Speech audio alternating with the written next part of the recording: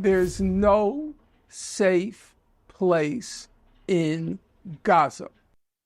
Let me repeat that. There is no safe place in Gaza. A large number of people haven't a clue about evacuation orders because they're given over things like cell phones, and there are no cell phones operative in Gaza. Number two, a large number of people are in hospitals. A large number of people are disabled. They're not able to leave the quote-unquote war zone.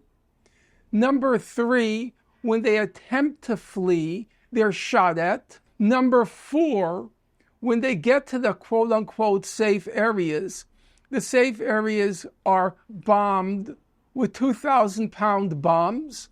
All of this is exhaustively documented. People don't know where to go.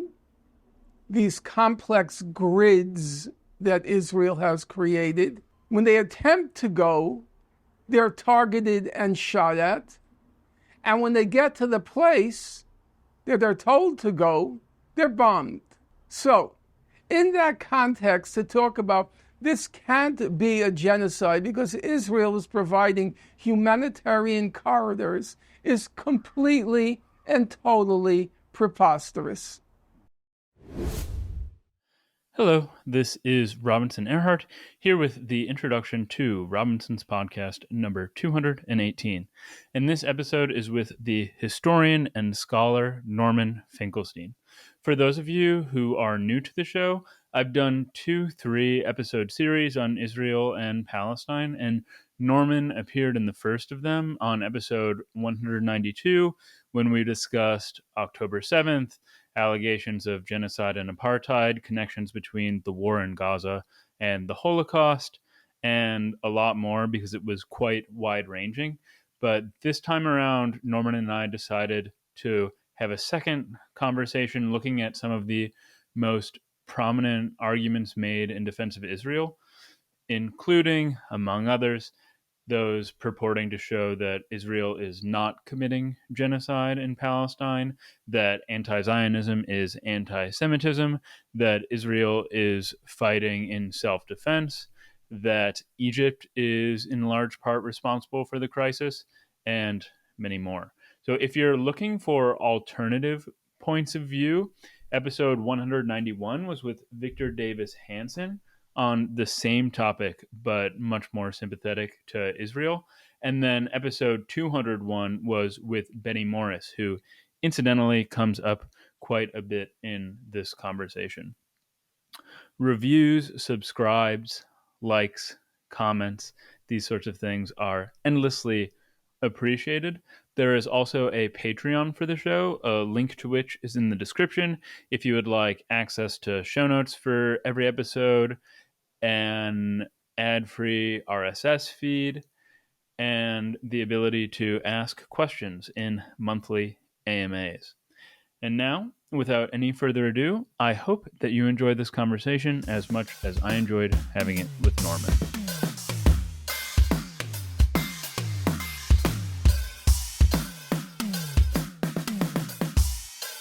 I think that it's really important and would be a good service to the community if in one place we had some of the most common arguments in favor of Israel and then some responses. And I think we ought to start maybe with the contemporary period and then maybe move back into history as we have time. And I recently spoke with Benny Morris, who we just mentioned, and I've also heard this sentiment echoed elsewhere.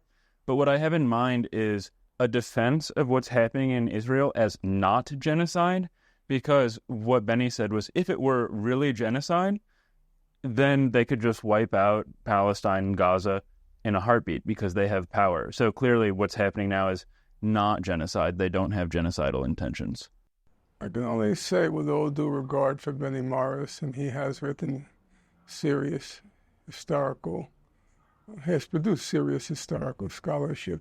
It's just a really silly argument because it pretends as if countries are free agents and can do as they wish, and they can carry on as they desire.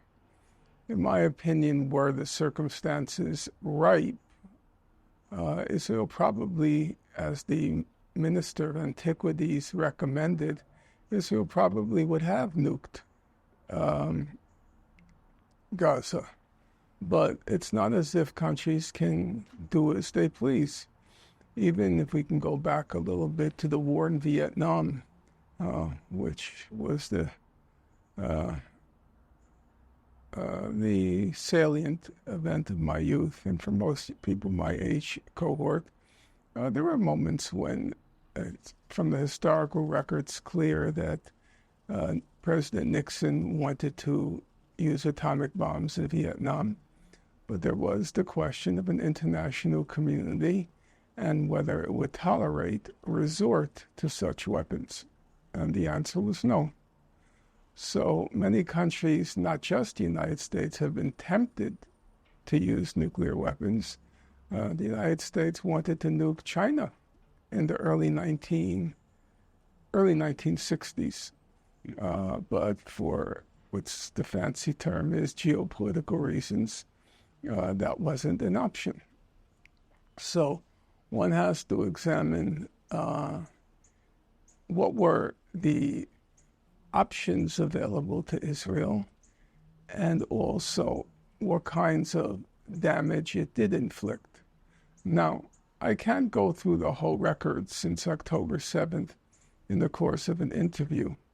What I would say is, if you look at the application that South Africa assembled for the International Court of Justice, they submitted it December 29th, 2023.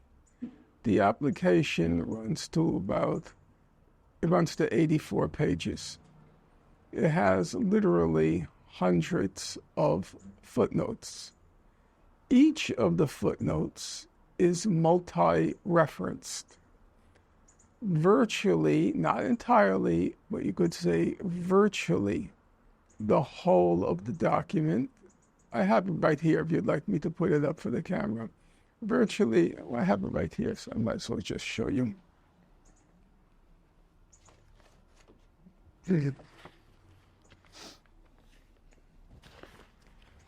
This is the South African application. It's 84 pages, single-spaced, but most impressively is its documentation. Each page, as you can see, is very heavily footnoted. And so that's the next point. So we have a document. It's 84 pages. It's single-spaced. It contains hundreds of footnotes, and each footnote is multi-referenced. Virtually every single source is a reputable humanitarian agency, let's say the World Health Organization, Save the Children, or a UN agency, a direct UN-affiliated agency, the UN High Commissioner for Human Rights, UNCTAD, the UN Conference for Trade and Development, World Bank, and so forth. It's a very long list. I've cataloged it all. Again, if you like, I can show you. So you have the most respected and eminent humanitarian organizations in the world, and you have the full gamut, a phalanx of UN-affiliated agencies, all well known to the public, since these are humanitarian agencies and you find them everywhere in the world. And if you read the picture, the cumulative picture, as I have, because I'm writing on it right now, and I should point out, South Africa went before the International Court of Justice 4 times. It went before the UN, the ICJ, we'll just abbreviate it, the International Court of Justice 4 times. In January, the court issues a court order what's called an order on January 24th. It then goes again before the court in February saying we need more court action, what's called provisional measures. We need more court action because the genocide has been exacerbated. It then goes before the court again in March, and March 28th, the court issues an order, and then it goes before the court in May, again asking, it's called an urgent request for additional provisional measures each time. And it issues again a court order on May 24th. Each application by South Africa, each application is a new voluminous document exhaustively footnoted in order to document the dimensions of a genocide. Now, the court concludes that Israel is plausibly committing genocide. Now, there has been, of course, an extensive debate on exactly how high a bar plausibly indicates. What I could say as a layperson is, I'm not entirely a layperson. What I could say is, having examined the record, even I entertain an area of doubt in my mind as to whether genocide is the appropriate description label of what's going on. But when you read the record, it is so horrendous, so horrifying, that you have to ask the question, if this is not a genocide, and really what is? But there are always, as I said, limitations. Let's just take the case of Hitler, about which I know something. I've studied it. They say Hitler had genocidal intentions from 1919. If you look at the original program of the National Socialist Party, clearly Hitler entertained genocidal intentions. It's said. I'm not saying that's necessarily true, but I'm just saying it's argued. So Hitler comes to power in 1933 in the election, or early 34. Now my memory slipped me. 33 or 34. The Nazi extermination of the Jews doesn't begin until 1940-41. There are all sorts of debates about. Usually it's dated from the invasion of the Soviet Union in Operation Barbarossa in 1941. The Nazi extermination, so you ask yourself a question. If Benny Morris were correct, then why didn't Hitler begin the extermination right when he came into power? So they say he had genocidal intentions, because obviously there are constraints imposed by the international system. So, for example, it's quite clear that it would have been impossible for Hitler to carry out the extermination had there not been a world war, that he needed a cover of war in order to carry out the extermination. And formally, as you know, it was, I'm not saying de facto nobody knew, but formally it was a secret. It was carried out. There's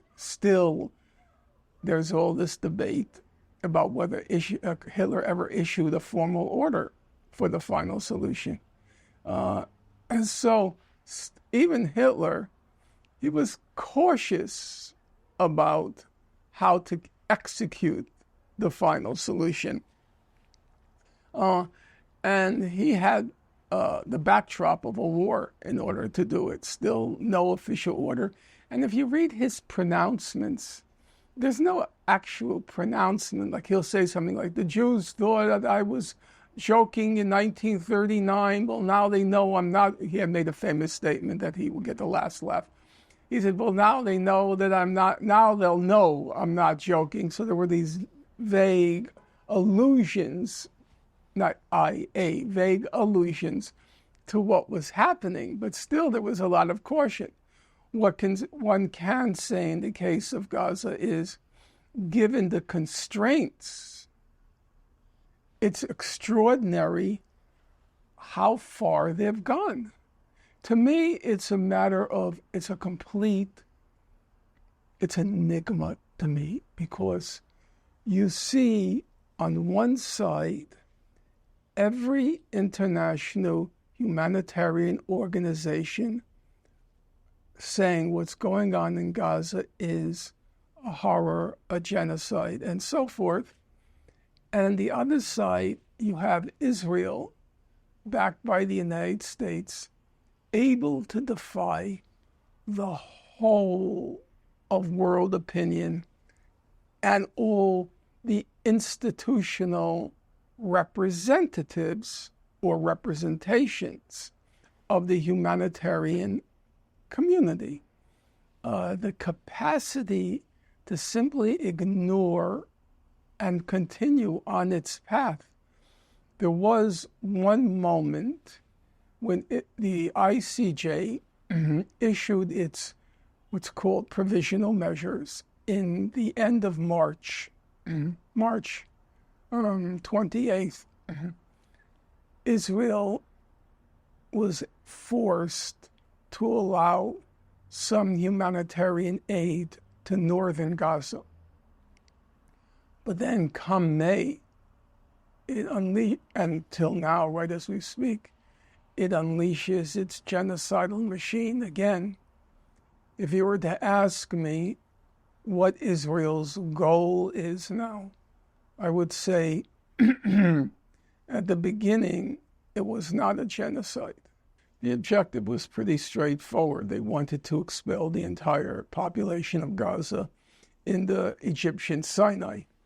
But the head of state of Egypt, Sisi, he vetoed that idea, and the United States seems to have agreed that we're not going to tolerate an ethnic cleansing into into the Sinai.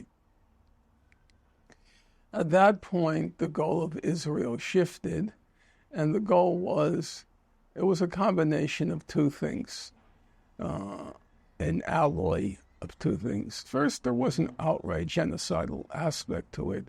The statements by Prime Minister Netanyahu to treat the people of Gaza as you treat Amalek, to kill every man, woman, and child, as it's said in the Bible about Amalek, to revenge by killing every man, woman, and child.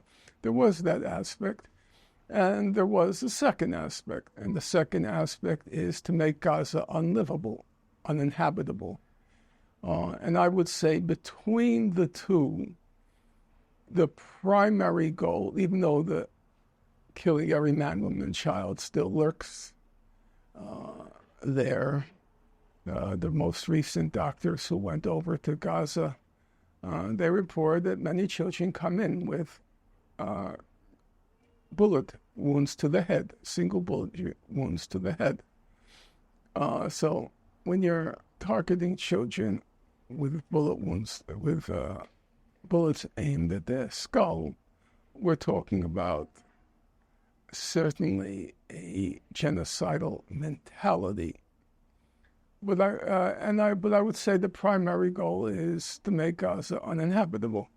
As the former head of Israel's National Security Council, Giora Eiland, he said, we're going to give the people of Gaza two choices, to stay and to starve or to leave. And that's basically what they're doing. And in my view, they've succeeded. Gaza is no more. The last estimate I read was there's 50 million tons of rubble in Gaza, and it would take between 10 and 15 years just to clear out the rubble. We're not talking about rebuilding, because you have to remember that there's a lot of unexploded ordnance in the rubble. There are a lot of deadly chemicals that have been released in the rubble, the asbestos, and it would take just 10 to 15 years. Gaza's gone. Gaza is no more. So their goal, in my opinion, that goal has been achieved. Well, I have a number of thoughts on what you've just said. First, though, I remember there was a very memorable exchange in our last conversation where you talked about how you lost most of your extended family, virtually all of it, in the Holocaust. So I know that you take that analogy or comparison very seriously.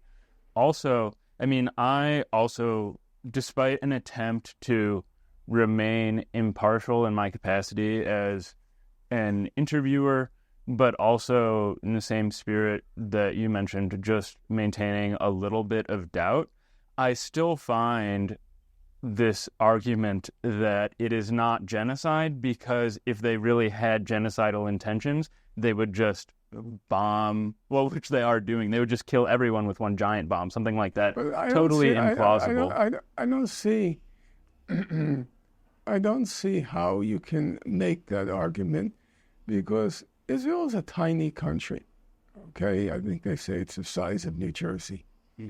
And its population, I guess, runs to 8.5 million people, roughly the size of New York City, okay? It's totally dependent for everything, politically, militarily, totally dependent on the U.S. The U.S. was under an enormous amount of pressure that Biden was resisting. If you look at the first few days,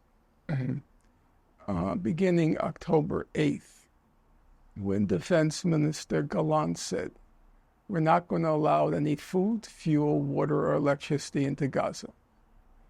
Now, Gaza is a concentration camp. It's completely sealed off from the outside world. If you don't allow in any food, fuel, water, or electricity, what's going to happen to the civilian population? What's going to happen? What's going to happen if you don't allow in any food, fuel, water, or electricity into Gaza? What will happen to the population? I'm asking. They're going to starve and die. Yes, I think that's pretty straightforward. Now, up until October 20th, Israel was not letting in any food, fuel, water, or electricity. It was only when the pressure became unbearable on Biden that Biden said, you can't do this. Now, Israel didn't have an option. When the United States says you can't do it, they don't do it. So your hypothesis is premised on the assumption, I know that's too many premised assumption hypothesis, but your hypothesis is premised on the idea that Israel can do as it wants. Oh, it could drop, there are all sorts of estimates about how many nuclear weapons it has, anywhere from 80 to 200. It could drop all 200 on Gaza. Well, it can't. It can't. But to deny the intention, I have to say I find that implausible, because everybody understands what denying food, fuel, water, and electricity to a civilian population sealed off from the outside, hermetically sealed off from the outside world, half of whom are children. What it means to deny them food, fuel, water, and electricity. I think the answer is clear. This, though, I think invites a retort that, at least again, on a surface level, is much more plausible than the argument for not genocide because not nuclear bomb. And this is that, if I'm not mistaken, Egypt also has control over a border. And no, it doesn't have control. It does not. No. Israel can veto what goes in from Rafah border and what goes out, who goes in and who goes out. Israel has the final word on the Rafah border. Okay, interesting. Because... But also, I would say, it is I don't want to call it's a moral dilemma on the question of Egypt. The Sisi regime is a monstrous regime. It came into power by committing the biggest mass murder in modern Egyptian history. If you recall, there was a nonviolent civil resistance when Morsi was overthrown, and they went in and they killed, according to Human Rights Watch, they killed at least 1,000 people unarmed civilians. That's how Sisi came into power, a complete mass murderer, okay? Should be hung, at least by Nuremberg standards, should be hung by on a very tall lamppost. So I'm not going to make any brief for that murderous, repressive regime. Nonetheless, I recognize a dilemma. The dilemma is, if Egypt opens the border, because Israel wants to, as I said, its original goal was to ethnically cleanse Gaza. If it opens its border, it facilitates Israel's ethnic cleansing of Gaza. It becomes a, let's call it, co-conspirator in the ethnic cleansing of Gaza. If it doesn't open its border, then it becomes a co-conspirator in the genocide against the people of Gaza. I don't know the answer to that. I pay attention to the humanitarian organizations because I respect them. I think they've been there's a nobility to what they've done. Organizations like Doctors Without Borders. I mean, doctors went through medical school. They can make $500,000 a year in the United States, and they're willing to go over and serve the people of Gaza. Morally very impressive, because they're putting their lives on the line. Israel's targeting the doctors. There's no question about that. So I don't hear these humanitarian organizations demanding that Egypt open the border. What I hear them demanding is the permanent ceasefire. So I feel I should defer to their judgment because they've earned the deference to their judgment. They're calling for the permanent ceasefire. So I will go along with that. But I recognize there's a dilemma there, and I don't have an answer to it. Well, returning to the documentation down there that you just showed me, I think that documentation, citations, footnotes, sources, these sorts of things are a real problem for not necessarily you, somebody who's extremely well-versed in the history and up-to-date, but somebody like me who is a real layperson. Take, for example, another argument that Benny Morris and other people will appeal to, which is that this is not genocide because the Israeli military is letting the Palestinian people know with dropped pamphlets, with this policy known as, I think, knocking at the door, that civilians on the rooftop, people should leave and get out of these areas that they're about to bomb. So on the one hand, you have some historians that will cite sources, maybe from the Israeli military, that these policies are being enacted. Then on the other hand, you have historians citing humanitarian organizations, for instance, saying that this is not occurring. And what is occurring, and how is the layperson supposed to deal with this? Benny Morris has a level of competence in certain areas. We all do, let's be honest about that. Professor Chomsky had a terrifying range and also significant depth for a large number. For some areas, he created the fields, but for other areas, a large number, he had significant depth. So I'm not going to fault Professor Morris for having a relatively narrow area of expertise, which is to say depth. But to say the statements he makes are just completely silly. And actually, it surprised me when I debated him. I was expecting a much higher level of repartee, right post, give and take. I was surprised that he didn't seem, in my opinion, to put up much of a, if we can use the expression, he didn't seem to put up much of a fight. So let's go to the statement you just made. There have been literally, I can cite to you now because I have it here, dozens of statements from every UN official at the very top, meaning Secretary General Guterres, down to the UN High Commissioner for Human Rights, down to, and you can go down and down and down and down and down and down and down until you get to the grassroots people who are there every minute of every day. And the one, not the one, but a common theme is of every official, there's no safe place in Gaza. Mm-hmm. Let me repeat that.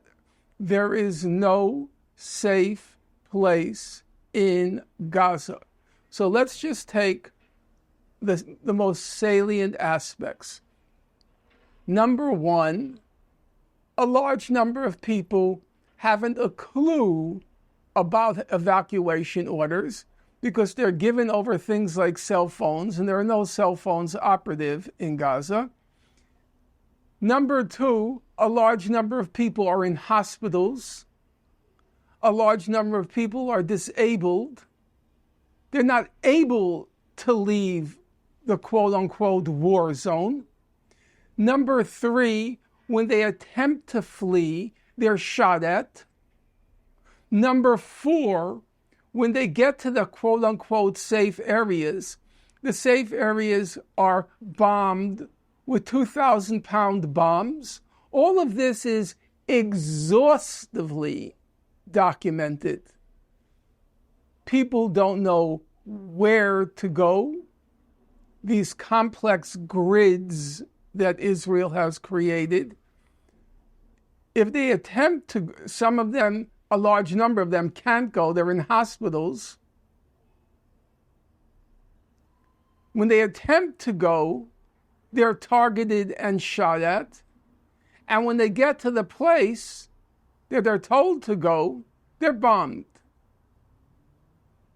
So, in that context, to talk about this can't be a genocide because Israel is providing humanitarian corridors is completely and totally preposterous. And it's regrettable.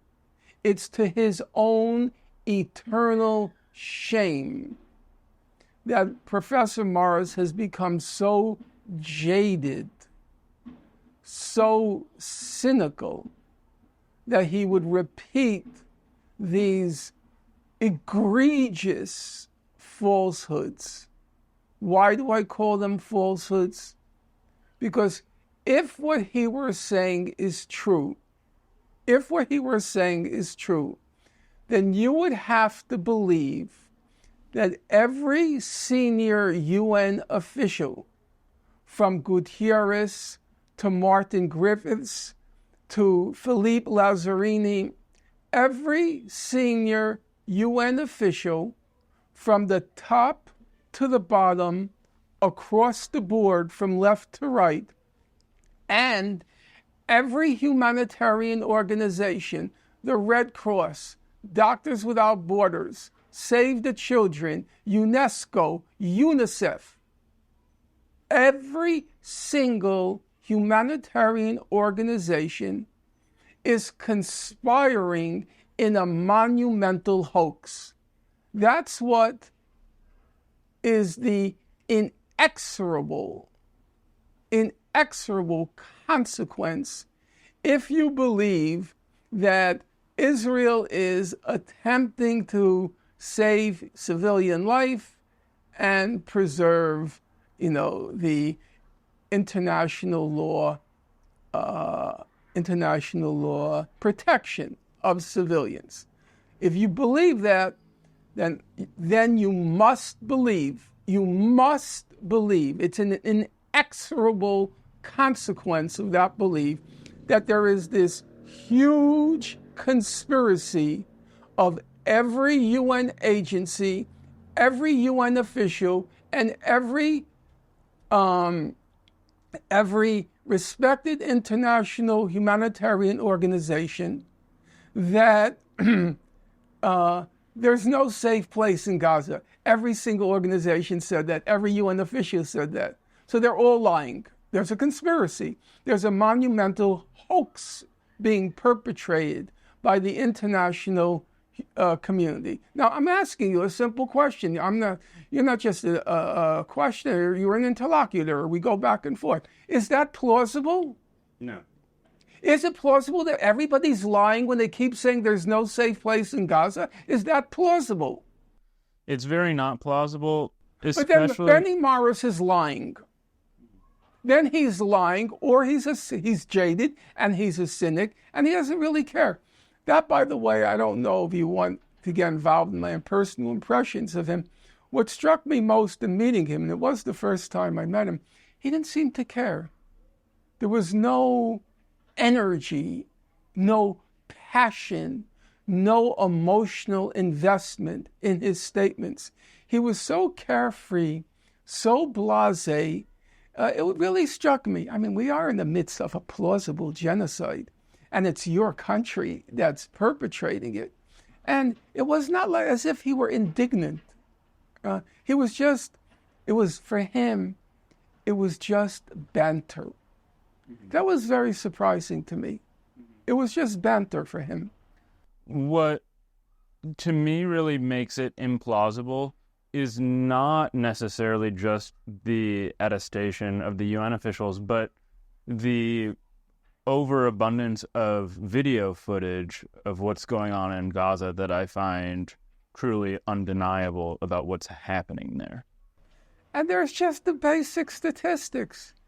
You know, the latest number by Lancet, the British medical journal, they're saying that probably about 185,000 Gazans have been killed. If you factor in those, from lack of medical care and so on and so forth. That would make it, Gaza's population is 2 million. So we say 200,000. It's not a small number. Mm. I mean, it really is.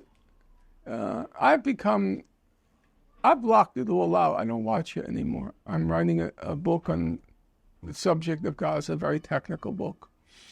And I just stopped watching the news. There were one, Al Jazeera called me, wanted to interview me on Netanyahu's speech to the Congress and then his meeting with Biden. I said, I didn't listen. I'm physically unable to listen to it. I said at some point I might read it, but I'm not commenting. I can't watch it. This kind of Nuremberg-style rally in the midst of what's going on in Gaza. A word you used earlier, hoax, is something that I'd like to talk about. It does bring us a little bit away from the contemporary discussion, but I think it does tie in nicely with the discussion of documentation.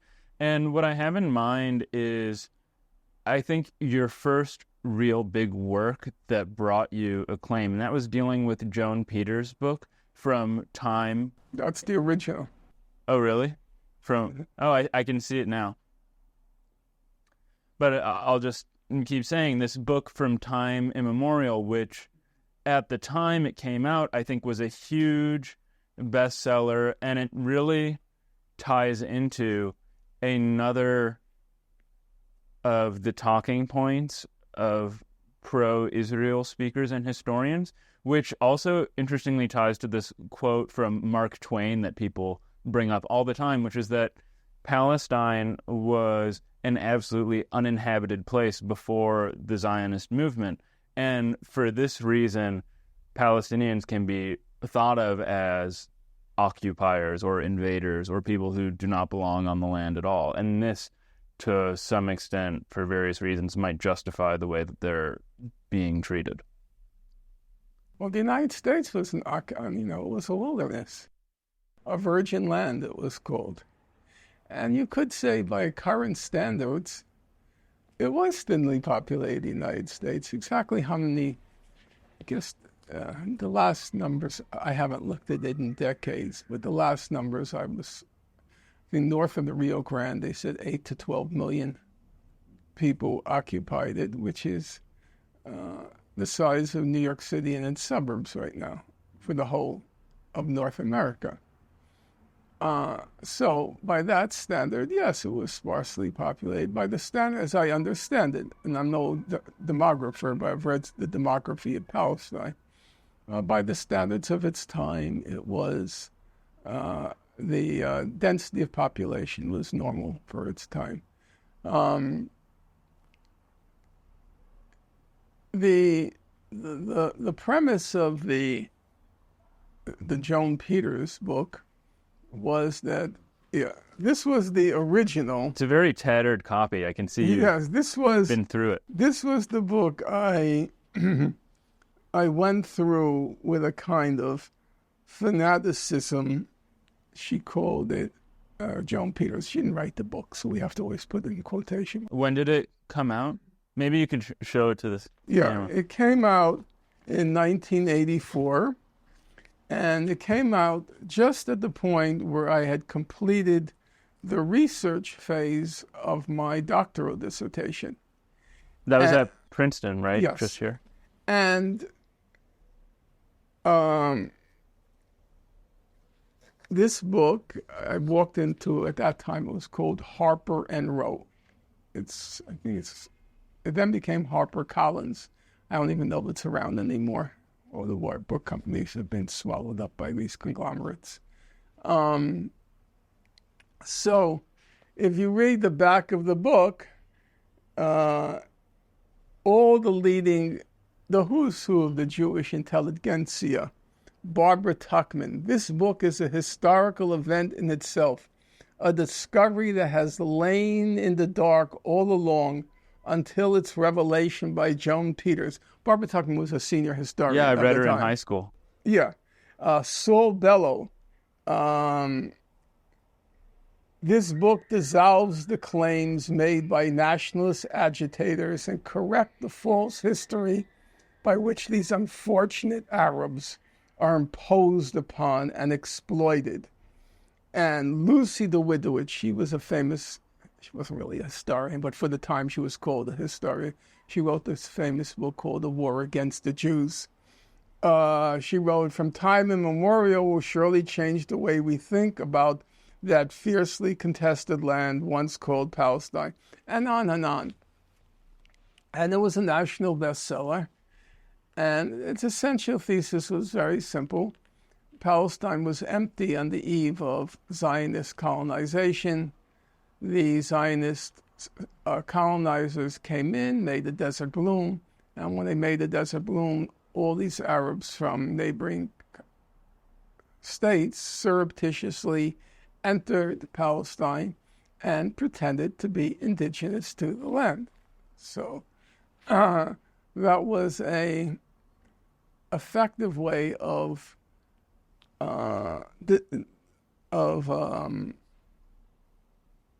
disposing of any Palestinian claims to Palestine.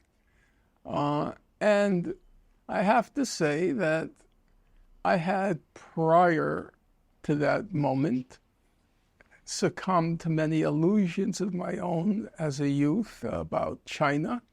I would say in retrospect I was probably half right, half wrong about Maoist China, Chairman Mao, Maoist China. But I did entertain a very significant component of illusions. I was a Maoist. And I was quite mortified when Mao Zedong passed from the scene. His followers, they were called back then the Gang of Four, were overthrown in short order, and all of what was called Maoism was reversed very rapidly. And so I wasn't prepared to go through that mortification a second time. And I had to entertain the possibility that everything I had read on the subject for my doctoral dissertation was, to quote Saul Bellow, false history. Mm. And so I sat down and I went through this book with an element of fanaticism, determined to discover on my own whether it was or wasn't the truth, that there was no such thing as Palestinians. And that's the first copy you got? Yes, this was the first copy. It's seen better days. I went through it every night after work. It had at the very end, it had 1,853 footnotes. I went through every one. I used the New York Public Library, the research library on 42nd Street, which has just an incredible collection. And at the end, it had this demographic study. And I don't know anything about demographics. I confess to that. But I went through it over and over and over again, trying to figure out how this study worked. Because the study came with, at the end, I'll just show you. The study came at the end, well, you can read it, who was the... Philip M. Hauser, Director Emeritus, Population Research Center, the University of Chicago. Right. So, the director of the Population Center at the University of Chicago. And he said all her numbers were right. And if all of her numbers were right, I was, for the second time, all wrong. And I went through it, and eventually I discovered that the demographic study was a hoax. Hauser was a liar. There's no other word for it. I mean, you lose a lot of respect from academia for academia when you once you become. I never really was an academic, but I was tentatively or tenuously an academic, and so I was able to prove, and nobody disputed afterwards, the entire book was a hoax. I'm in academia, and I'm aware that from the outside, I think it's sort of parallels. As a child, we think that adults just know everything. Outside academia, we think that the leading scholars of the world, even not the leading scholars, anybody who says there's a scientist or a historian, they just know the facts. But when you're deep in it, you realize that there is so much more going on behind the scenes, politics, money, these sorts of things, where really the great scholars are a very, very small minority of even the people at the Harvard, Stanfords, Princetons of the world. That's Professor Chomsky always makes a distinction between the natural sciences and, I don't think the social sciences are sciences, the social studies. And he believed, and I'm sure to the end of his life, he believed that there's a very high level of accuracy in the natural sciences, because he would say, whenever a claim is made, the experiment is replicated in 1,000 different labs, and then you're able to see whether it's true or not. So he believed in a very high level of accuracy in the natural sciences. I don't know. I have no way of knowing, having not participated in that endeavor. In the social studies, I think I'm pretty, I'm not sure. Let's just say there's a lot of fraud going on, but I wouldn't be able to quantify it for the reasons that you said. I think money influences the natural sciences because of where foundations invest their money, the choices they make about the research. Whether the research itself is fake, I can't say. How does money, I hadn't intended to discuss this, but how do you find, if at all, that money affects the scholarship on Israel and Palestine? Well, I think there are two bodies of scholarship. There is serious scholarship, which is footnoted, and there's... This is footnoted, though, too. But... Right, that's what I was going to say. There are two, which is footnoted, and it seems that the normal protocols of accuracy and transcription are abided, and then there's just propaganda. it masquerades often as scholarship, Joan Peters' 1853 footnotes, but it's simply propounded by a propaganda agency in a very crude and vulgar way. And that, to me, I wouldn't call it scholarship. I once wrote co-authored a book on the Nazi Holocaust, and I made a distinction in the book between what I called Holocaust scholarship and Holocaust literature. There was a whole body of serious scholarship, a field that was created by Raoul Hilberg with his monumental The Destruction of the European Jews, and successive generations of scholars built on that very sturdy foundation and created a very redoubtable body of scholarship. Now it's mostly done by Germans. Very little, I don't think anything really anymore in the United States because it's no longer a moneymaker. But beside that serious scholarship, there was what I would call Holocaust literature. It was a popular literature designed to serve political and not scholarly ends. And the peak of that Holocaust literature was the famous book by Daniel Jonah Goldhagen called Hitler's Willing Executioners, which was, as Raoul Hilberg put it, quote, it was worthless, but it was a sensational national and then global bestseller, and it was pure nonsense.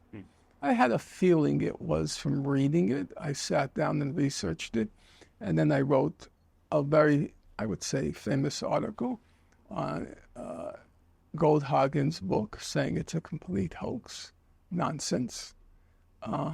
And that article was eventually published with a German historian, Ruth Bettina Bern, in a book called The Nation on Trial.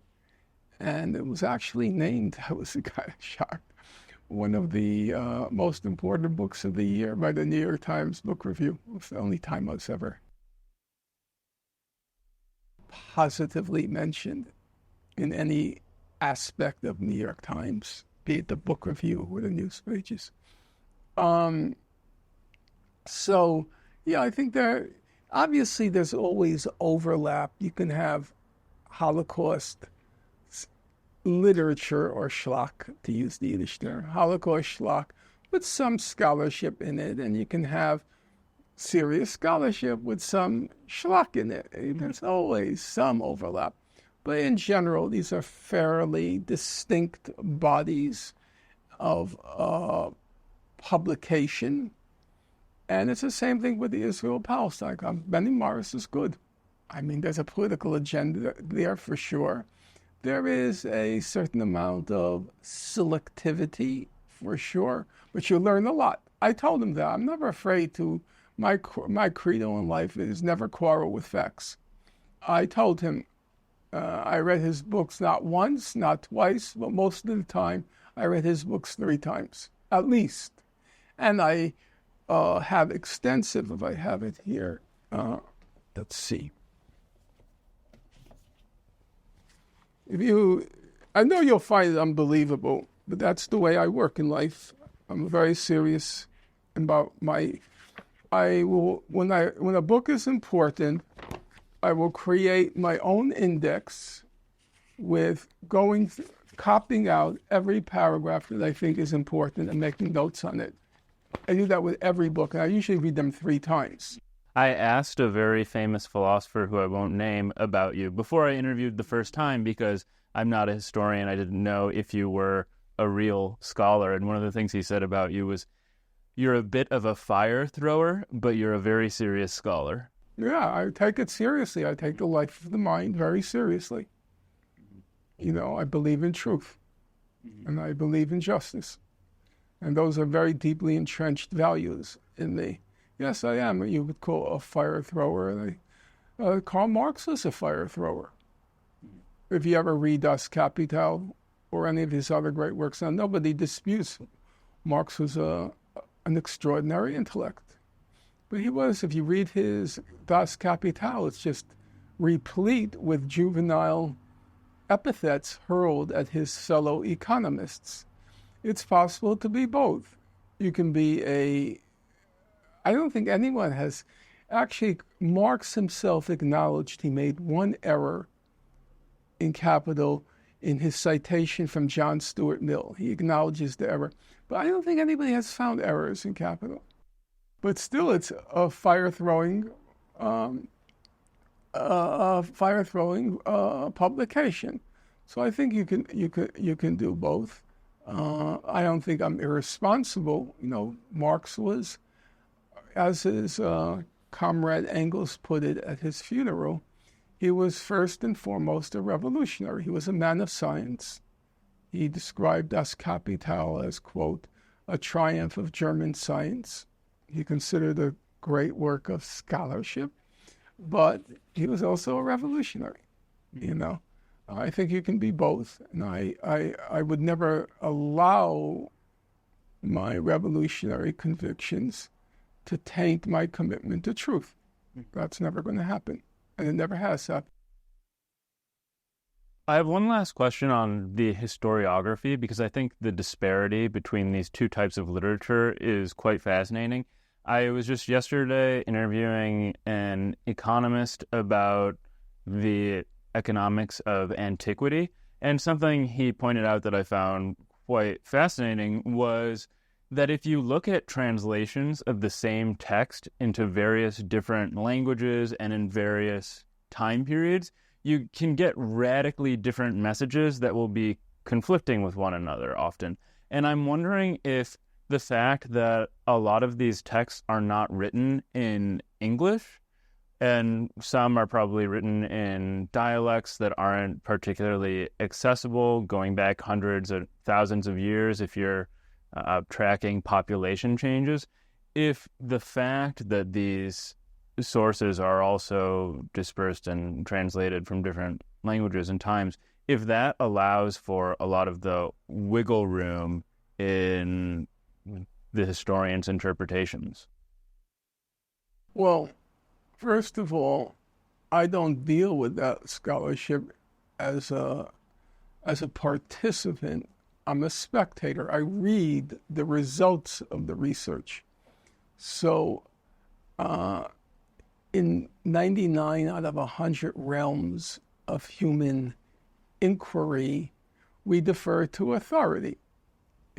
I can't tell you how weather is measured or calculated, but if I know somebody is a good meteorologist, I defer to, I go to a good website for what the weather is going to be. So I can't really comment on the degree of wiggle room that exists. But I do believe that there are limits to the wiggle room. So we take the case that you mentioned earlier, whether Israel is making a sincere, deliberate humanitarian effort in Gaza. I would say that if every humanitarian organization says there's no safe place in Gaza, then I would have to conclude there's very little wiggle room. Just last night, I was reading, let's see, I have it here. I do appreciate your own documentation of all these things that you're reading. I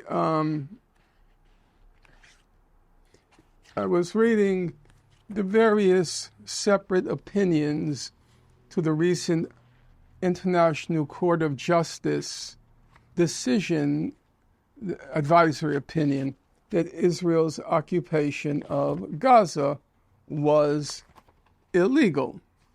That came down last week.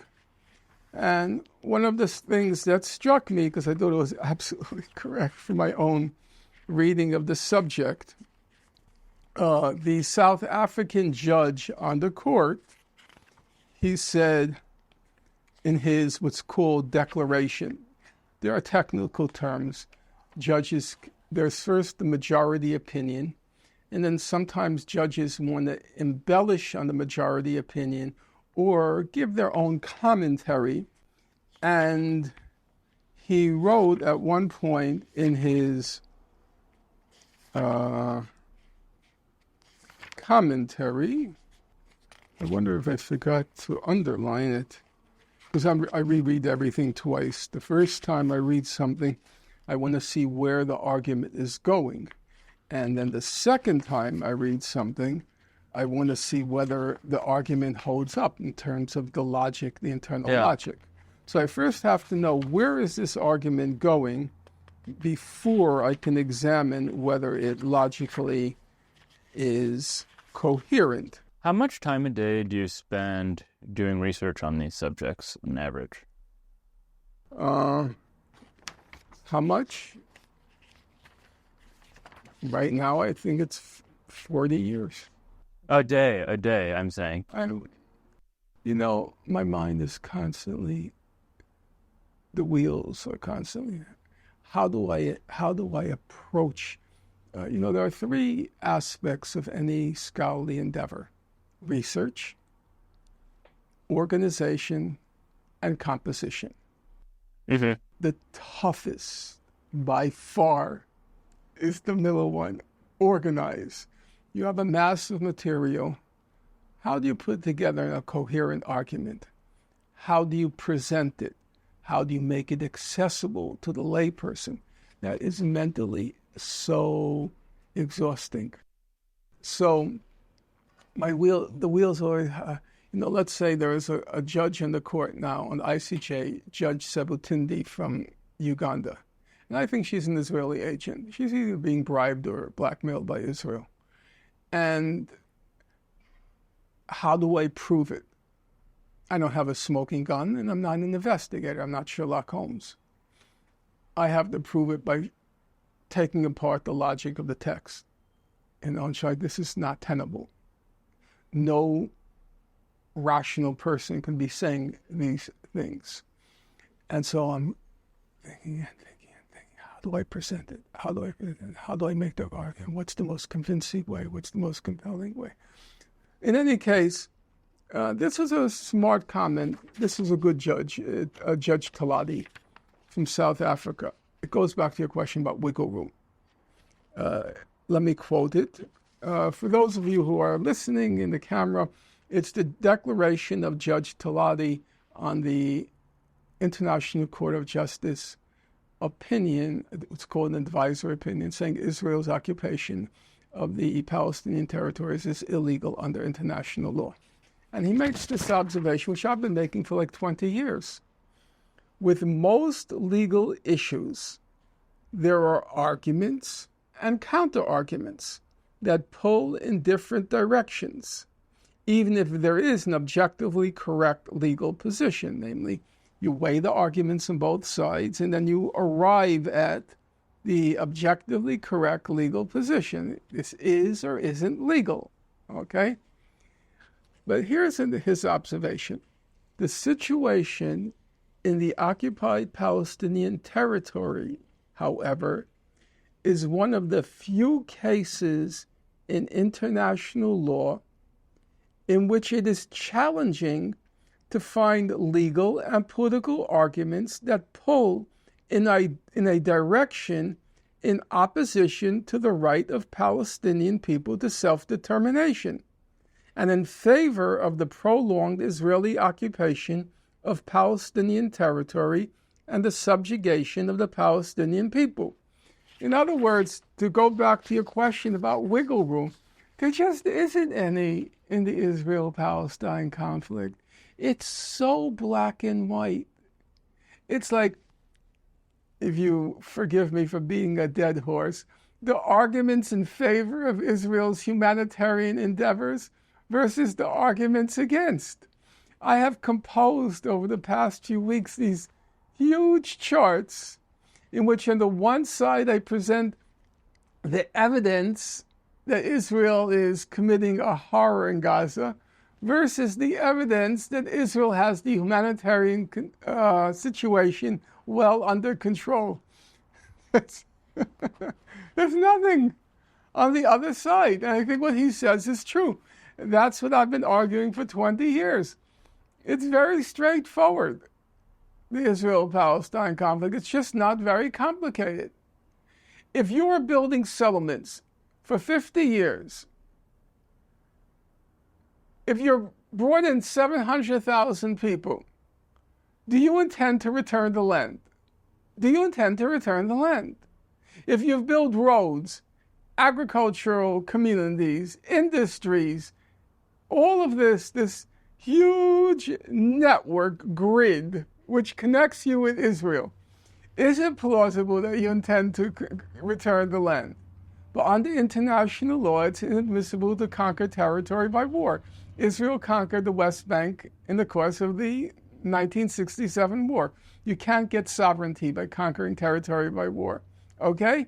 So, unless you want to believe that Israel would invest billions and billions and billions and billions of dollars in building these communities, unless it intends to leave, then it's pretty obvious that they've annexed the land, and that's illegal under international law.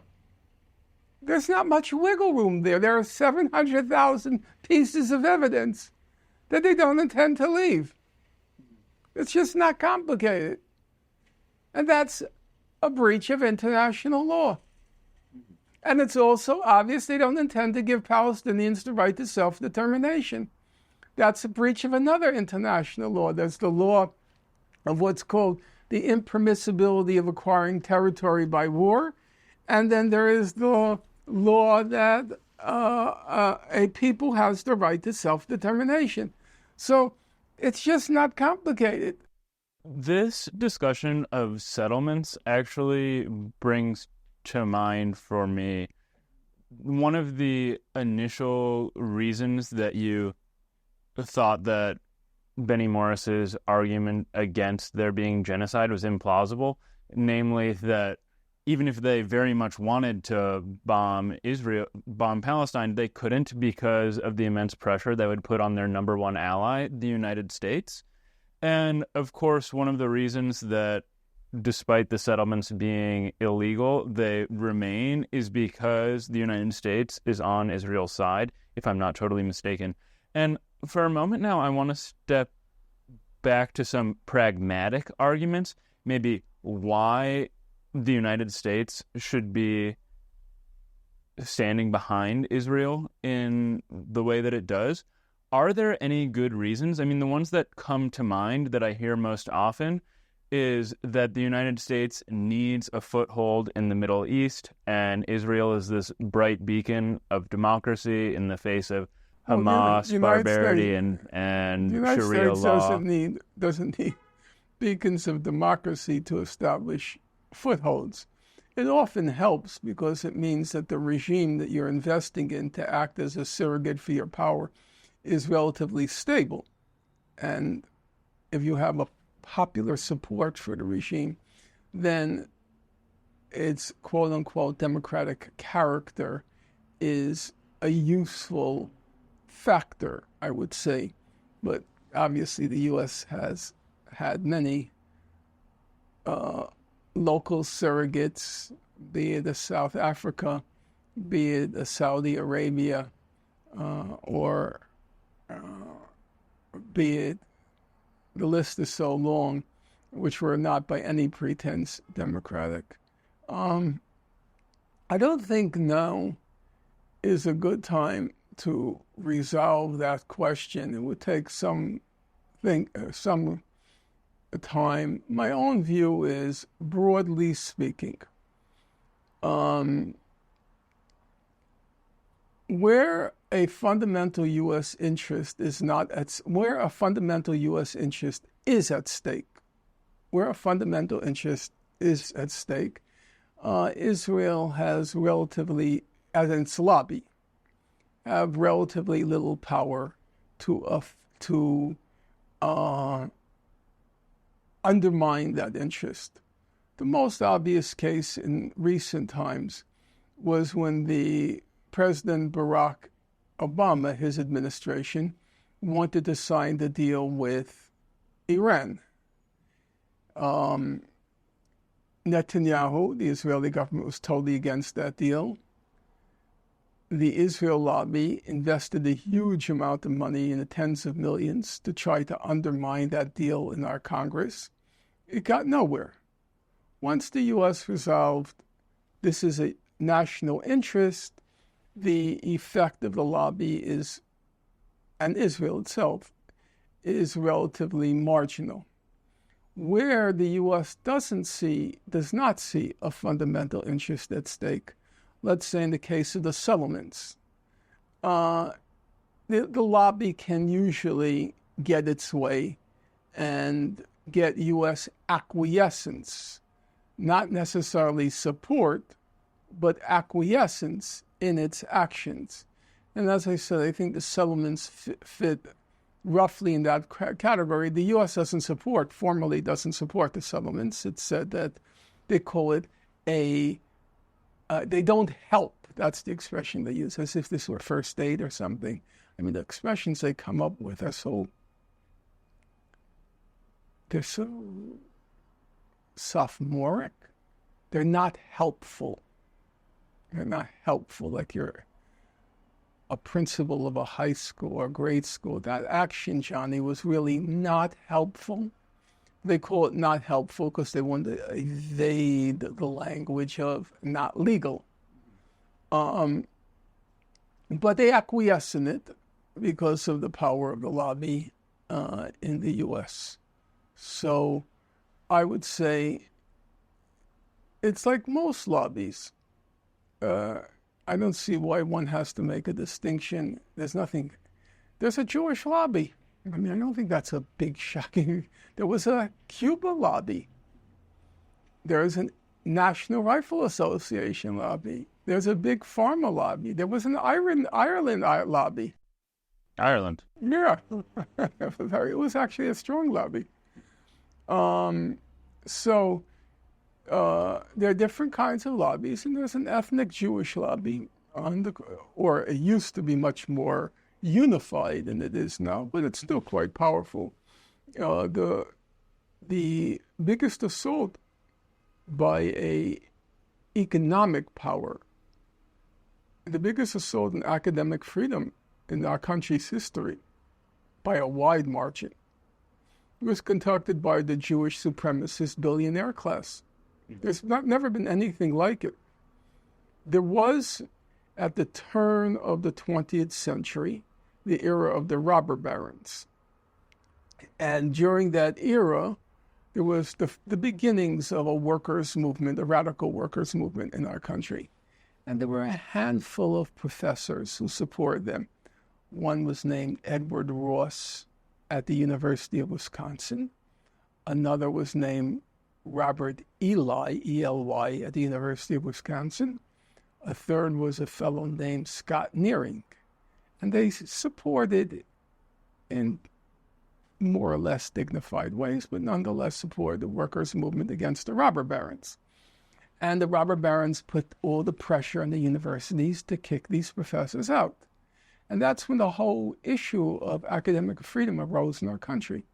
It arose with the creation of what was called the AAUP, American Association of University Professors. And it was because of this external influence of the robber barons. So they emerged around 1915. Lovejoy, active in it was John Dewey, not in the AAUP, but I'm not sure if he was active in the AAUP, but he produced kind of classic statements on academic freedom. Now, obviously, during the McCarthy era, there was huge external influence. But what makes this moment unique, the William Ackman, who organized the campaign, there's nothing like it in American history. They overthrew the president of Harvard. Mm-hmm. That's like unbelievable. And she was a black woman in this woke era. They unseated her. they unseated President McGill of the University of Pennsylvania. This was a Jewish supremacist. I do not believe they're Zionists. I wrote my doctoral dissertation on Zionism. I know something about the subject. They're not really Zionists. There was a famous social critic. His name was Irving Howe, of a different era. And he famously said, if you have enough money in your pocket to buy a one-way ticket to Israel and you don't, then you're not a Zionist. I think that's true. I think that's accurate. If you understand the Zionist ideology, its essence was there's no future for Jews in the quote-unquote diaspora. And so if you have it, if that's the essence of Zionism, there's no future for Jews in the diaspora, and you don't buy the one-way ticket to Israel, then you're not a Zionist. I don't believe they're Zionists. They're Jewish supremacists. Jews can do no wrong. That's it. And there's also always this pretense of being heroic, because they always want to distinguish themselves from the Jews during World War II, who, quote unquote, did nothing for the Jews in Europe. So they want to show they're more courageous, they're braver. Basically, it's a Jewish supremacy. And Ackman, Kraft at Columbia, Sternlicht at Brown, and all the other presidents, people like Shafiq at Columbia, they were trembling. And it was very obvious what was going on. The Jewish billionaire class, the Jewish billionaire class, they were threatening to withhold the money. It was like blackmail in broad daylight. If you don't crush the encampments, you're not getting the $100 million. And we were talking about big bucks. Obviously, these universities have endowments in the tens of billions, so it may not seem, but it was money. It was money, you know. Ackman said he was going to withhold $50 million. Another fellow said he was going to withhold $100 million. I mean, these were multi-digit threats. Now you could say, oh, it's not really blackmail because they have the right not to give money. And yeah, at some technical level, that's true, but it was blackmail.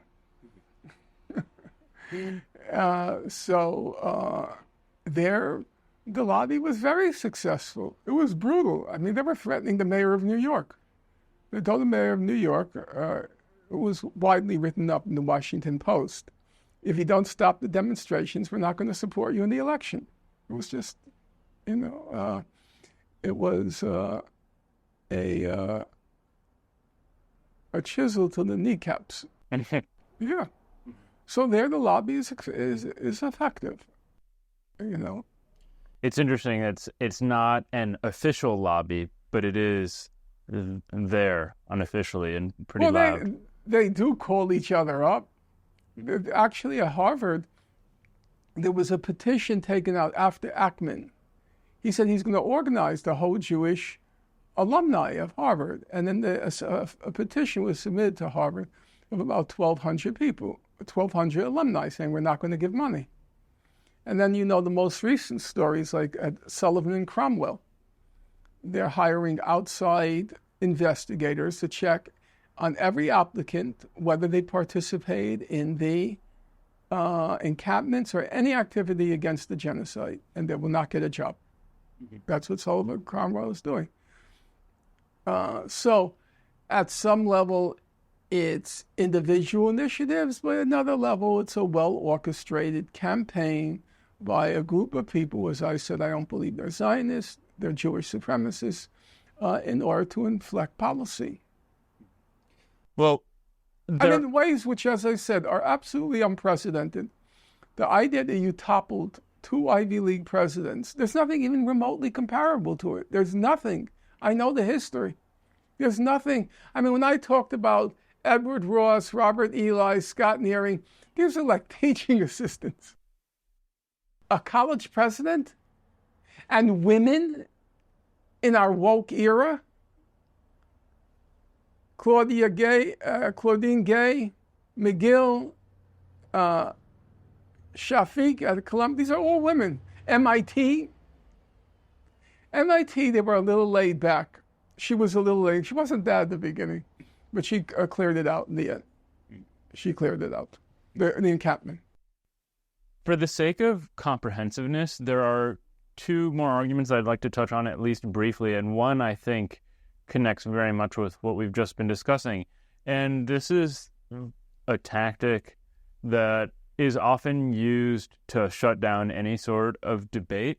And I think, again, it has this superficial plausibility just because I think it's pretty undeniable, at least from my own experience, that there is very rampant anti-Semitism in the United States, at least. I don't agree with that at all. But the argument I was going to say, though, or the point that's often raised, is that to be anti-Israel to any extent is to be anti-Semitic. Okay, two things. First of all, there was an era in which one calculated anti-Semitism not by a person's thoughts, because you can't control a person's thoughts. And even you can't control your thoughts. And even you probably can't figure out what's your quote-unquote real motive for whatever you do. Are you interviewing me now because of a sincere inquiry into the life of the mind? Or does it have an egotistical component? Or does it go back to something your mother said when you were 5 years old? You know, the human psyche is very complicated, and it's not susceptible to easy analysis or control. So there was an era where nobody ever thought about those things. When you talked about discrimination, when you talked about anti-Semitism, it meant, does it affect your job opportunities? Does it affect your access to certain institutions of higher education? Does it affect where you're going to live? Does it affect negatively your interactions with the law? That's what anti-Semitism meant. They were quantifiable, palpable, and lucid expressions of this phobia, whatever you want to call anti-Semitism, okay? Or hateful, genocidal intent. By that reckoning, can you name me a place in the United States where a Jew would have trouble purchasing a home or renting an apartment? Name me one place. I'd be curious. Where that person would have trouble purchasing a home or renting an apartment. Can you name me one university, one college, one in the whole United States, where a Jew would have trouble getting in because he or she was Jewish? One. Could you name me one profession? Does the medical profession discriminate against Jews? There's a legal profession. I mean, that was once a problem. That's why Jewish law firms are created, because they couldn't get into the white shoe WASP law firms. Does that exist anymore? So this is just completely and totally ridiculous to talk about anti-Semitism in the United States. On the contrary, being Jewish gets you into professions, because Jews are such a dominant force in medical field, the law field, and there is a clannishness. Every group has its clannishness. It's an asset, not a disability. It's an asset in our society. In publishing, being Jewish makes a big difference. You know what they used to call the New York Review of a book? They called it the New York Review of each other's books, and they were all Jewish. So in the face of that reality, to speak about anti-Semitism strikes me as ridiculous and self-indulgence on a Herculean scale. Okay? Now, thoughts passing through your head? Guess what, Mr. Earhart? The moment you see a ugly person, thoughts pass through your head. Negative thoughts. The moment you see a fat person, thoughts pass through your head. Negative thoughts. The moment you see a short person, thoughts pass through your head. Negative thoughts. The moment you see a woman with blonde hair and large breasts, thoughts pass through your head. Lascivious, but also negative thoughts, as in dumb blonde. That's life. People carry in their minds stereotypes, and it's very difficult and probably takes generation upon generation upon generation to extirpate. W.E.B. Du Bois, the great African-American scholar, he contended his whole life with the issue of racism, anti-Black racism. And at the beginning, he said the problem was ignorance. We need to educate. If we educate, then people will free themselves, emancipate themselves from racism. Then he said, no, it's more complicated than that. He said, I went to Africa and I saw the huge amounts of profits the imperial countries made from slavery. So he said, no, there's also an element of cash calculation in this racism. Then he noticed that white workers, they preferred to have lower wages so long as they can lord it over Black people, the feeling of being superior. I forgot the term he used. It's a very famous term. The wages of the wages of Blackness. Yeah, that there's an extra satisfaction that comes from being white. So a white worker would prefer to have the feeling of lording it over Black people than for both of them together to increase their wages, you know? And then he said at the end of his life, you could see Freud's influence. He starts saying that there are all sorts of stereotypes lodged in people's brains. You know, the most famous one with Black people is what he called the sex jealousy, which accounts for these gruesome lynchings, mostly over the issue of alleged rape, okay? And when you read Du Bois, you see, he doesn't have a simple answer. What do you do with that? What do you do with that? It's very hard to extirpate. I think, it's actually kind of impossible to extirpate.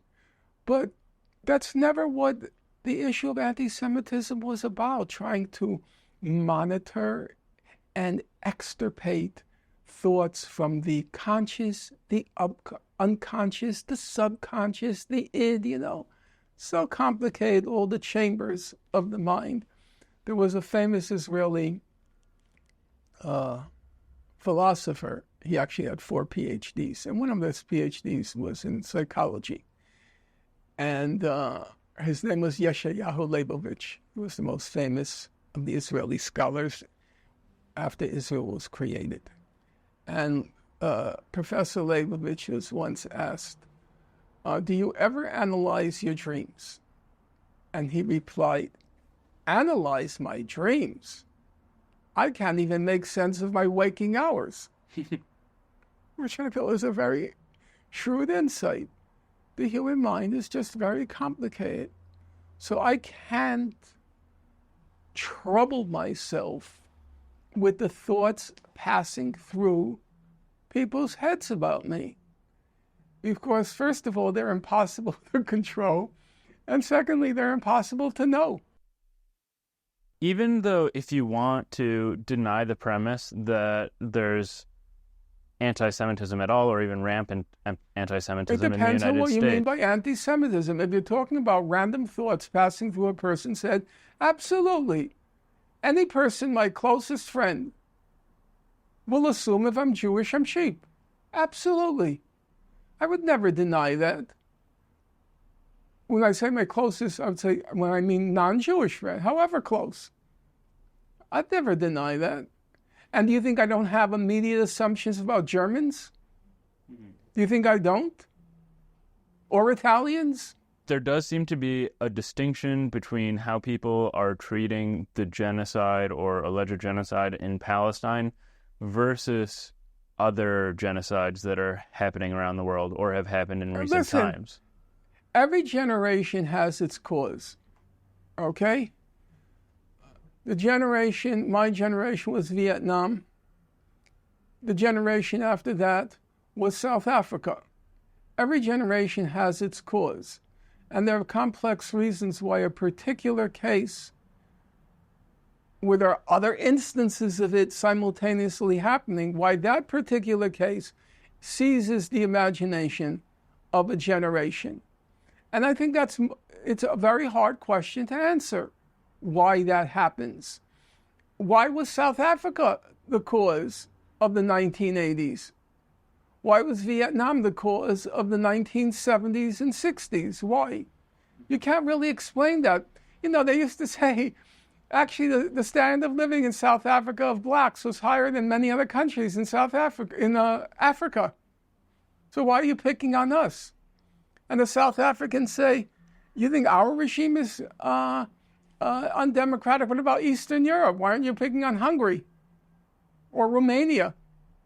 Why are you focusing on us? And there is some truth to all of those claims. I'm never going to deny that. And I can't explain why. I think Gaza has become a kind of metaphor for your well, I don't know how old you are, but for the 20 and 30-year-olds, it's become a metaphor. It's become a metaphor for a powerless, stateless, impoverished community that's being battered by an overwhelming external force. And for young people, that feels a lot like them. Mm-hmm. A lot of young people feel they're being battered by this system. That every young person I meet, my day, a job meant something very, very simple. A job meant 40 hours a week, Saturday and Sunday off, 2 to 3 weeks of vacation a year, retirement and pension and so forth. That was a job. Anything short of that, we didn't call that a job. It was something else, but it wasn't a job. A job meant something very narrow. I never meet a young person now who has a 40-hour-a-week job. Everybody has gigs. Oh, I do this, and I do that, and I do that, or I'm between jobs. So that generation, the millennial generation and thereafter, they feel like they're being battered by this system. And Gaza is a paradigmatic case. 2.3 million people sealed in this concentration camp, born into it, not able to live it, left there to just languish and die. And for a lot of young people, languish and die is like sort of like where they are. Mm-hmm. They're left to languish and die. So it's not entirely surprising to me that they seized on Gaza, not because of Israel, let alone because it's Jewish, but because it's Gaza. It's 2.3 million people, half of them children. And the half born into that godforsaken place. They were born into it, and they can't leave it. It's sealed. It's sealed shut. Hermetically sealed. Israel doesn't even let out people who have medical conditions that could be treated in other hospitals. It won't let them go. You're just here to die. We don't want you to get better. We want you to die. That's a fact.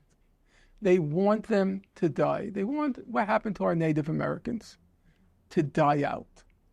I mean, that's a harsh thing to say, but I think it was true of most Americans. We wanted the Native population to die out. That's what we wanted. That was the fate that was sealed for them. To put them off in these reservations where eventually they would just disappear and die out. And I think that's Israel. And so I think the identification with Gaza has a lot more to do with Gaza than it has to do with Israel. Mm-hmm. It's how Gaza is presented. It's a metaphor for a large part of the population in this country. As I said, the millennial generation. So I don't think it has. Actually, Of course there are a handful of crazies and wackos and anti-Semites. I know that. But most of them, I meet them. I find this reading of the general attitude toward the situation as being more based on an identification with the oppressed and being upset with the oppressor-oppressed relationship, or even what's perceived as the colonized relationship, Yes. as actually being more plausible than the anti. Yeah, I think that's an important point. That the younger generation was reared on this whole notion of settler colonialism and all of these frameworks or paradigms. And Israel-Palestine fits easily into that framework. I think that's absolutely correct. Well, the last of the arguments that I wanted to talk about before we wrap up for the day is the idea that, at least at the beginning, the Israeli response was justified because of self-defense in the face of this brutal terrorist attack. And what has followed is, I mean, again, it depends on how you interpret the situation and the different attestations to what's going on, but it has just been a continuation of this campaign to eradicate Hamas, the people who committed this atrocity. Hamas is an element, but it's not about Hamas. Israel won the propaganda war from day one, 99% of the propaganda war. Israel won from day one because every single article since October 7th or since October 8th, it's always put in the context of, there's always a headline or a sub-headline. It's always the Israel-Hamas war. It's not an Israel-Hamas war. That's just ridiculous. It's a war against Gaza.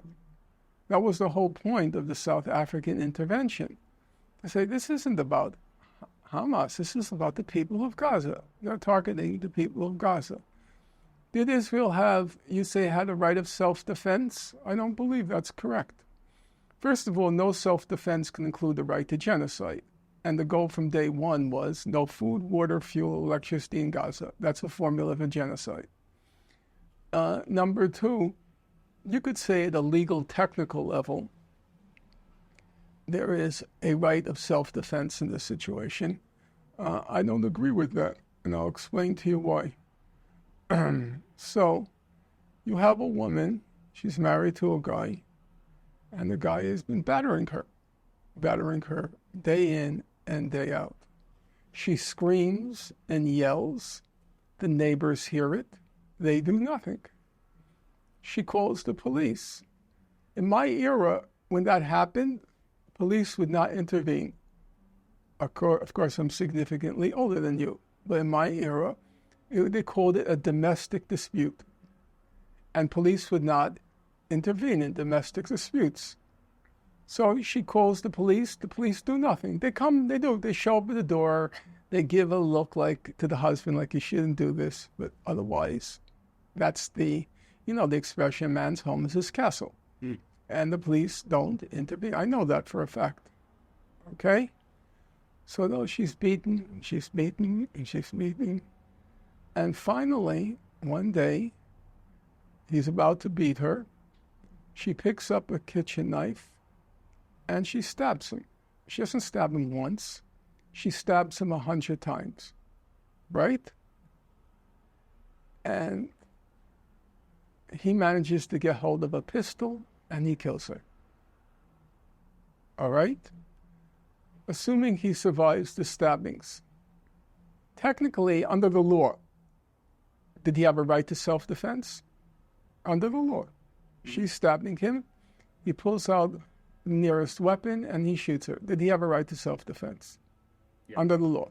Now, I ask you, as a moral question, did he have the right to kill her? Did he have the right to kill her? No. No. Gaza. They tried diplomacy. They tried nonviolent civil resistance. They made all these entreaties to the UN, to international organizations. Nobody listened. Nobody cared. Periodically, Israel went in to Gaza on its high-tech killing sprees called mowing the lawn, where they took out their mower and cracked the skulls of children. Did anyone do anything? There were commissions of inquiry. They found Israel guilty of war crimes and possible crimes against humanity. I have all of those reports. You go to my shelf in the foyer, all it is all the reports. Just get up for a moment. No. You see this? Mm-hmm. These are all the UN reports on Gaza. You see? Tens of thousands of pages. Okay? Did anyone do anything? Was anything done? Was the blockade, that illegal, inhuman blockade of Gaza for 20 years, did anyone do anything? Nothing. It was the battered woman. In that situation with that woman, did the man have the right to self-defense? He certainly didn't have the right to kill her. Did he have the right to self-defense? I'd say that if you're being stabbed, you should probably be able to And if the present self-defense, the consequence is her death. Because Israel's self-defense has so far resulted at minimum in 40,000 people being killed, and maybe as many as 180,000. Did they have the right to self-defense? In my opinion, no. For the same reason then the battering husband had no right to self-defense. Now, if she had tried nothing, okay, then you could say, well, why didn't she call the police? Why didn't she tell her neighbors? Okay, maybe there's an argument there. She tried everything, and nobody cared. You forfeited your right to self-defense. You forfeited it. Israel had no right to self-defense. Period, full stop. It lost that right after it confined those people in a concentration camp and periodically launched these high-tech murder sprees against them. You forfeited the right. Well, Norman, I think we've covered in our time a lot of the major arguments. Are there any others that you want to touch on before we finish that you I hear? would just like to make one last comment. The difference between me and 99% of your listeners is I've studied this for 15 years. I know the details. I know what happened before October 7th. And my view is if people were as close to the reality before October 7th, they would not at all be surprised by my opinions. I think you meant 50 years, though, right? No, because I started in 1982 with Israel's war in Lebanon, and I studied the conflict as a whole for 40 years. I started studying Gaza closely about 2005. Okay. So I would counted 15 years just focused on Gaza. I just didn't want to leave out all that time you spent studying the region as a whole. As a whole, yes. But just that tiny, I never, after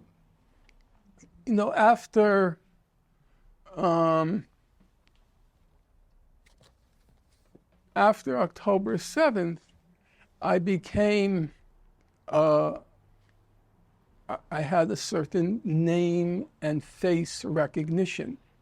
But I never expected it. Quite the contrary, by 2020, I had given up. I stopped writing. I wrote other books on other subjects. And I felt, to be honest, I felt mentally liberated because I wanted to think about different things. My life had passed. And I didn't And I didn't do everything I wanted to do with it. Everything I had started out thinking I would do with it. By 2020, I always say I'm not a quitter. That's why I started in 82, and I wasn't going to give up until this thing found a resolution. By 2020, I thought it was hopeless. I gave up, and I moved on with an element of course, guilt about that. And then October 7th happened, and I had written the only political history of Gaza, so I was now in demand. But I never did it for that reason. I did it because I felt what those people had endured deserved to be remembered. And at the very end of the book, the Gaza book, I write, there was a famous book on what happened to the Native Americans by this woman at the end of the 19th century, Helen Hunt Jackson. It was called A Century of Dishonor. And it just chronicled what was done to the Native Americans. Very ugly. Very, very ugly. And when I read that, so I thought it was kind of like what I wanted to do in this book. So I write, the present volume was modeled after Helen Hunt Jackson's book, A Century of Dishonor. The author holds out faint hope that it will find, meaning my book, will find an audience among his contemporaries. Still, the truth should be preserved. It's the least that's owed the victims. Perhaps one day in the remote future, when the tenor of the times is more receptive, someone will stumble across this book, collecting dust on a library shelf, blow off the cobwebs, and be stung by outrage at the lot of a people, meaning the Gazans, if not forsaken by God, then betrayed by the cupidity and corruption, careerism and cynicism, cravenness and cowardice of mortal men. And so I never expected any kind of recognition of what I was doing. I didn't expect. My last book on Gaza, I Accuse, it sold out 370 copies, of which I bought half. So I just felt it was an obligation, a moral obligation, and that's why I did it. And then unexpectedly, October 7th happened, and not that I ever made it. There's this kind of optical illusion, which I'm sure you're aware of from the web, meaning to this day, I've never been on national television in the United States. I've never been on national radio. I've never really been on, I was on one local program, I think somewhere in Tennessee. I have vague recollection of it. I've never been on television, and almost never on radio. And even now, you will never see, even though it's the only political history of Gaza, the only one, you'll never see it mentioned. Absolutely never. You know how in the important journals, they'll say, here's some recommended background reading. They'll have a few. Never mentioned. Never. Unmentionable. The only reason and people will say, oh, you're doing interviews all the time. Actually, I'm not. What happens is because I have the recognition, whenever I do appear, it gets lots of views, very quickly, because there's a large number of people who respect and trust what I have to say. But most of it is just a handful of people. I've only done really a handful of podcasts, but you know what it is because you do this stuff. They chop it into 1 minute things and 2 minutes, so it looks like people think, oh, I'm being interviewed all the time. No, I'm not. No, I'm not. Hardly at all. The only mainstream programs I was on, relatively mainstream, were Lex Fridman and Piers Morgan. That's it. Otherwise, all small podcasts. Well, I have a couple of follow-ups just because your publication career is actually quite interesting and I've read a bit about it. But first, I'm just curious about what you did with 185 copies of Gaza Excuse. Because that was directed at the International Criminal Court. There was a case going on there when the chief prosecutor was Fatou Bensouda. And Bensouda was, in my opinion, either being bribed or blackmailed by Israel. Eventually came out that Israel was attempting to blackmail her. It was documented.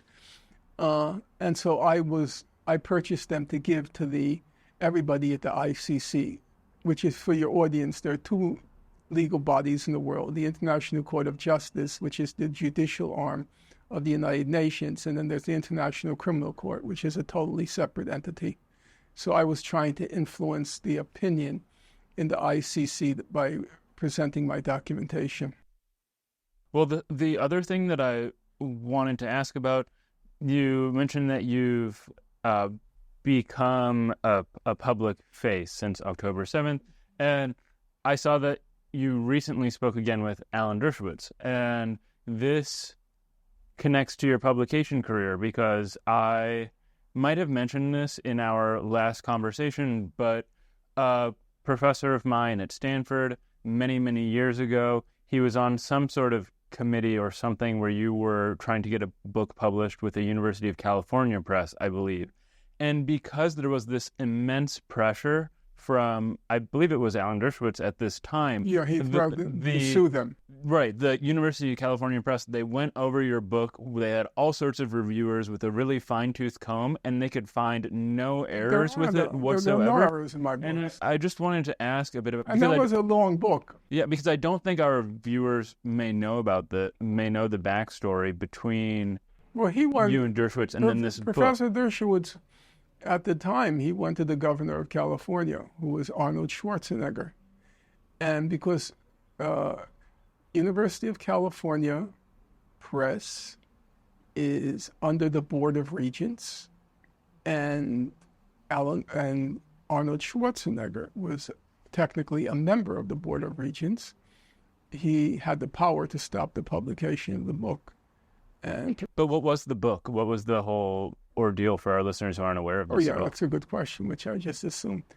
Professor Dershowitz wrote a book called The Case for Israel, and I alleged that large parts of the book had been plagiarized, and the rest had been a falsification, misrepresentation of the documentary record. And so I just sat down, as I normally do, because that was a serious allegation, a serious accusation. I made it on public radio, a program called Democracy Now!, in which he was my interlocutor and I was his interlocutor. And since there was a gravity to the accusation, and you obviously can't demonstrate it in any kind of substantive way in the course of a radio conversation, I felt I had a scholarly, a professional obligation to document my allegations. And so I sat down and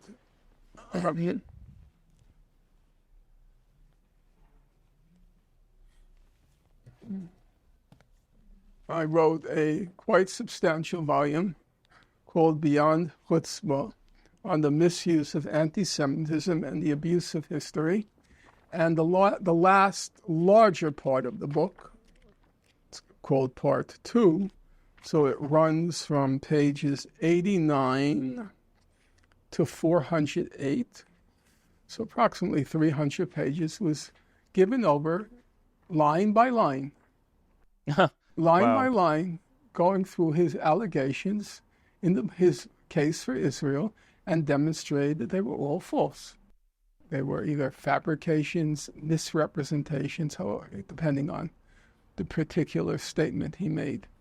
And then on the issue of the plagiarism, there was an interesting follow-up. There was a fellow named Frank Menetrez, and he had heard about my allegations, and he was curious. He's not a radical person at all. He's right now a state judge in California. You can Google him, Frank, Menetrez. He's a state judge, not at all radical, but serious scholar. He was the editor. He has his PhD and his JD from UCLA, and he was the editor of the Law Journal. Serious guy. He was curious who was telling the truth. He has a very simple title, Dershowitz versus Finkelstein, Who's Right and Who's Wrong? And he went through all the evidence on the plagiarism. And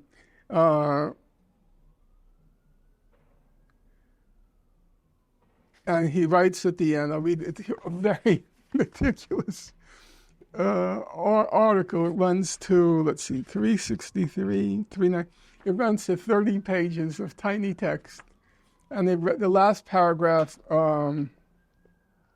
he writes, and he talks about what he destroyed my career, Professor Dershowitz. It's a plausible claim. And he writes, now that Dershowitz's misrepresentations have been exposed, Harvard cannot permit them to go uncorrected. For your audience, he was the senior-most professor at Harvard Law School, Alan Dershowitz. If someone were revealed to falsely claiming to be a Harvard professor, perhaps making speeches or writing letters of recommendation in Harvard's name, Harvard would never stand for it. The university would issue an official statement setting the record straight. Dershowitz's deceptions are no less serious. He has sought to sabotage Finkelstein's tenure case on the basis of an official exoneration by Harvard. Harvard said he wasn't guilty of the claims I made. On one of Finkelstein's central allegations, apparently never took place. I do not mean to be suggesting whether or in what way Harvard should discipline Dershowitz for the misconduct I have described. How Harvard addresses misbehavior by its faculty members is Harvard's business, not mine. But this is not just between Harvard and Dershowitz, or between Dershowitz and Finkelstein. Rather, Harvard has a moral obligation to Finkelstein to acknowledge, at a bare minimum, that has never completely cleared Dershowitz of Finkelstein's plagiarism charges because it has never rejected Finkelstein's argument concerning the identical errors in the case for Israel, his book, and from time immemorial, from which he plagiarized. That was a bad move. Bad move. to plagiarize from that book, at least bad move as regards me. And the same thing happened, the greatest historian on the Nazi Holocaust was Al Hilberg. He was a right-wing Republican, but he stood by me. He stood by me. Do you know what he said? No. Oh, okay, so... It's impressive that a right-wing historian is standing by. That suggests that and I've never understood it. For your listeners, I don't know where the camera is, but this is his famous 3-volume The Destruction of the European Jewry. I have it in several editions. Now,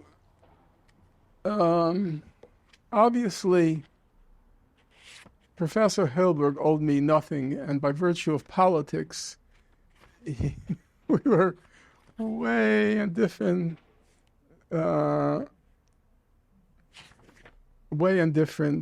sides of the spectrum. So far apart that we probably could have met.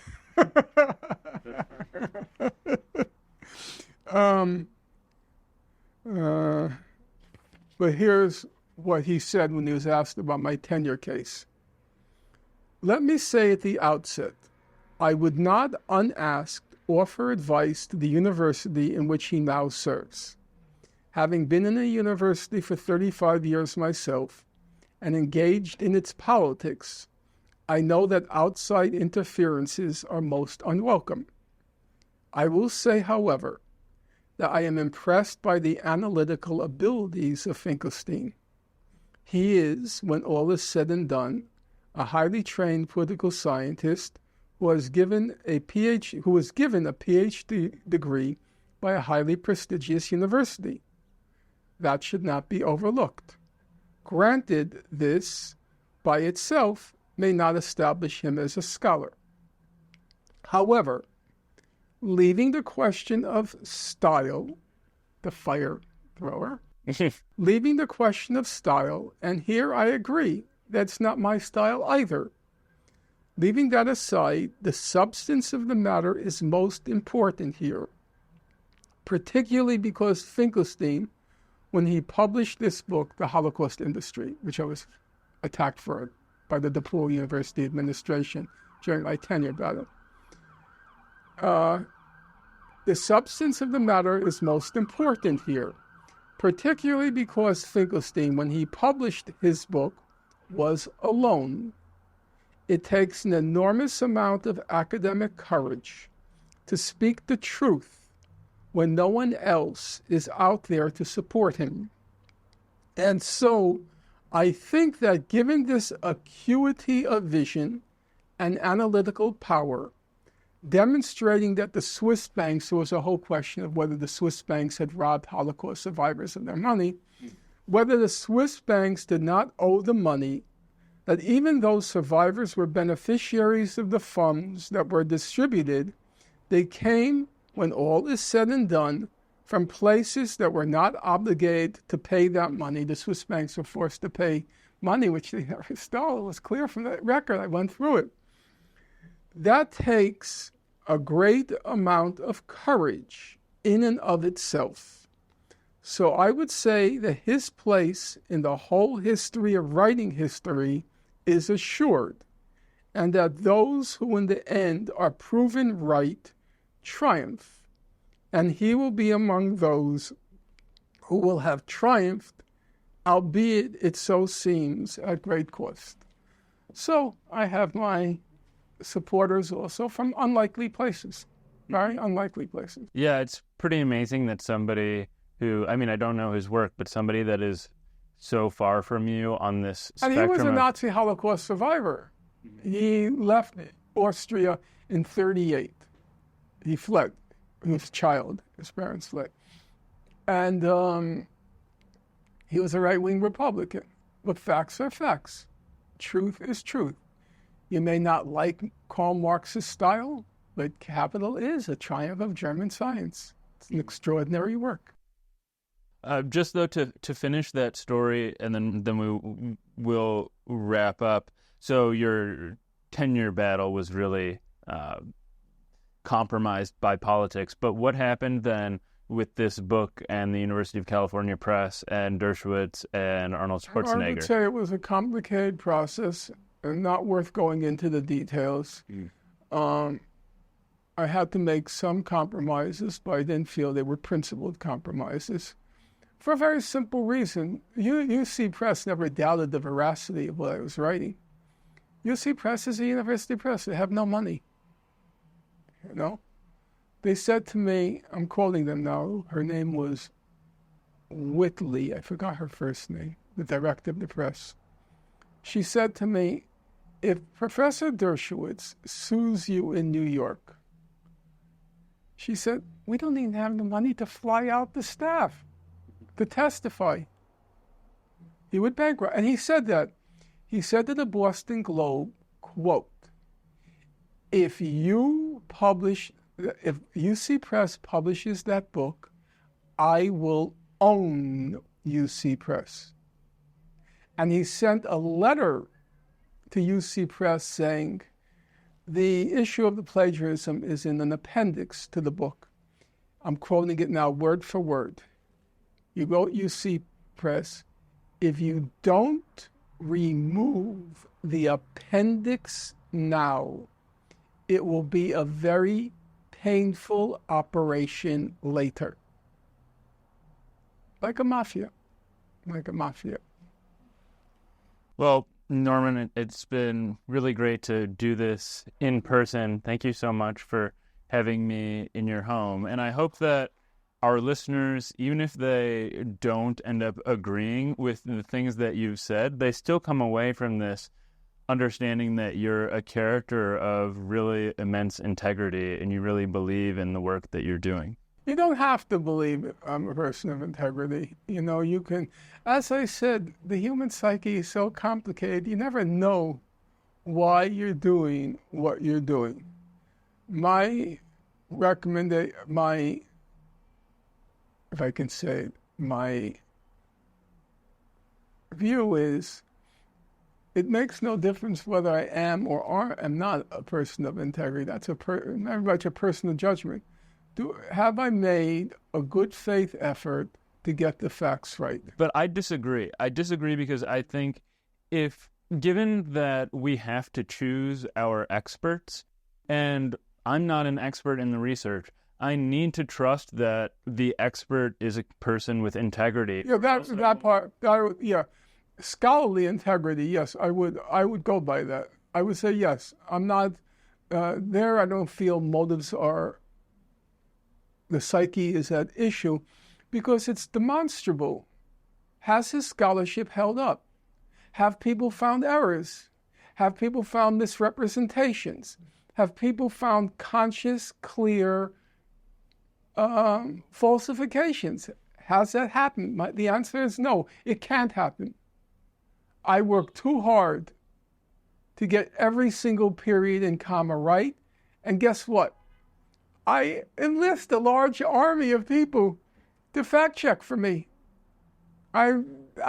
Because first of all, old age, I don't have that mental concentration anymore. But secondly, your mind wants sometimes to find something that it's not there. So you need an external arbiter to say, Norm, you misread that sentence. Read it again. And sometimes I'll read it a second and a third time. Oh, holy Toledo, I did misread it. Because your mind wants to find something. That's being human. Yeah. You have an agenda, okay? It makes it a lot easier to do the work if you can just manufacture what people are saying. And there's also a tendency to see what you want to see.